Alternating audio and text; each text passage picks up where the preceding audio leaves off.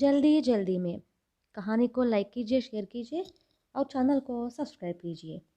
ज़रूर कमेंट कीजिए। सोमशास्त्री पुरोहित है। छोटी सी बात पर भी वह घबरा जाता है। जल्दी जल्दी में सब कुछ करने की उसकी आदत है। पड़ोस के गांव में विवाह संपन्न होने वाला है। सोमशास्त्री को पुरोहित के लिए बुलाया गया। उसे बहुत आनंद हुआ। घबराता वह बहुत है, इसलिए मुर्गे की बांग के पहले ही निकलते निकलते उसने अपने पत्नी से कहा, मैं निकल रहा हूँ, दरवाज़ा बंद कर लो, चोर घुस सकते हैं, सावधान रहना। सोमशास्त्री की पत्नी नींद से जगी और दरवाज़ा बंद करके फिर से सो गई। इसी मौके की ताक में बैठे चोरों ने यह सब देखा। रात भर वे कहीं चोरी नहीं कर पाए। सोमशास्त्री चला गया। घर में अब केवल उसकी पत्नी है। सवेरा होने में एक पहर और बाकी है। उन्होंने सोचा कि सोमशास्त्री के घर में चोरी करेंगे तो शायद कुछ न मिले, पर चावल अवश्य मिलेगा। चोर सोमशास्त्री के घर में घुसे।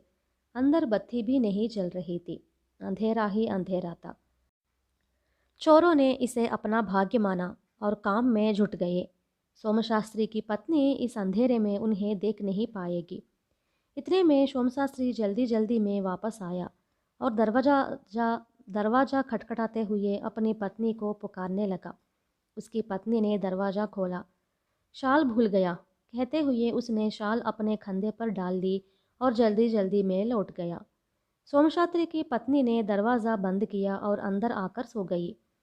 चोरों ने उसे सोने दिया और जब उन्हें विश्वास हुआ कि वह सो रही है, तब वे ढूंढने लगे कि चावल का बर्तन कहाँ है। जब उन्हें बर्तन दिखाई पड़ा तो उन्होंने उसके बगल में चादर बिछाया। वे चाहते थे कि चावल उस चादर में डाल ले और ले जाए।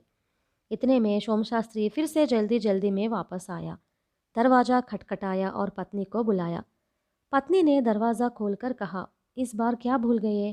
थैली थैली भूल गया, थोड़ा ले आना, शास्त्री ने कहा।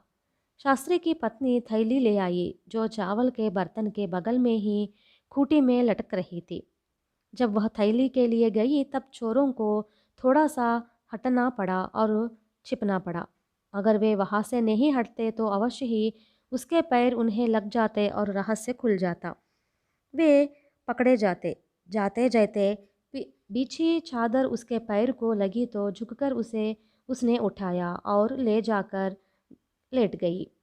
यह चोरों को दिखाई नहीं पड़ा। उसे सोती हुई देखकर चोरों ने बर्तन से चावल निकाला और जमीन पर डालते जाने लगे। वे समझ रहे थे कि हम चादर पर चावल डाल रहे हैं। बर्तन करीबन खाली हो गया। चावल से लदे चादर को बांधने के लिए उसके कोनों को पकड़ने की वे कोशिश में लग गए, पर कोई भी कोना हाथ में नहीं आ रहा था।